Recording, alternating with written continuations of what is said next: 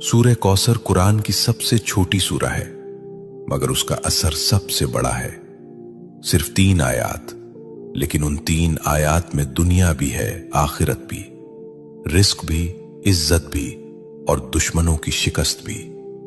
अल्लाह फरमाता है, इन्ना आतैना कल कौसर, हमने तुम्हें कौसर अता किया। ये सिर्फ नबी करीम सल्लल्लाहु अलैहि वसल्लम से खिताब नहीं, ये उम्मत के लिए पैगाम है। ये ऐलान है कि देने वाला अल्लाह है, और जब अल्लाह देता है तो गिनती खत्म हो जाती है।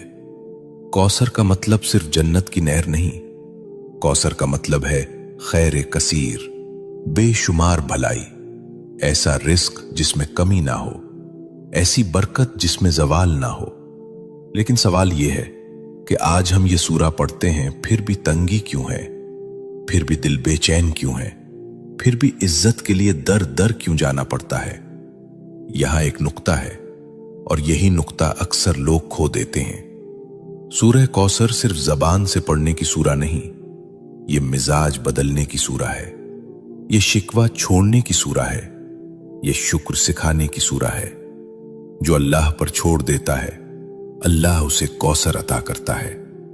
शेख अब्दुल कादिर जीलानी रहमतुल्लाह अलैह फरमाया करते थे कि जिस बंदे का दिल अल्लाह से जुड़ जाए, उसके हाथ खाली नहीं रहते, चाहे जेब खाली ही क्यों ना हो। सुनो, रिस्क सिर्फ पैसा नहीं, सुकून भी रिस्क है, सेहत भी रिस्क है, औलाद की नेकी भी रिस्क है, और इज्जत से जीना यह भी रिस्क है। सूरह कौसर हमें सिखाती है कि पहले अल्लाह की नेमत को पहचानो, फिर उस पर शुक्र करो। फसल्लि लिरब्बिका वन्हर, अपने रब के लिए नमाज पढ़ो और कुर्बानी दो।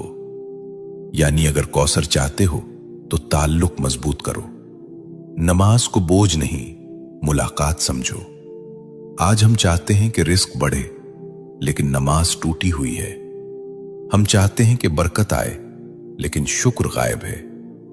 यह सूरा हमें झुंझोड़ती है कि दुश्मनों से मत डरो, नजर वालों से मत घबराओ, हसद करने वालों को अल्लाह खुद काफी है।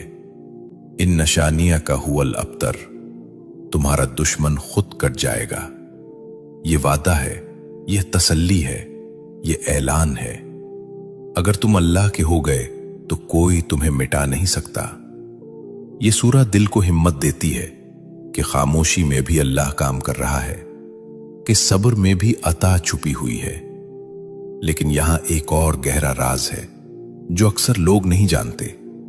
वो राज ये है कि सूरह कौसर सिर्फ पढ़ने से नहीं, एक खास हाल में पढ़ी जाए तो उसके असरात जाहिर होते हैं। और वो हाल, वो कैफियत, वो लम्हा जिसमें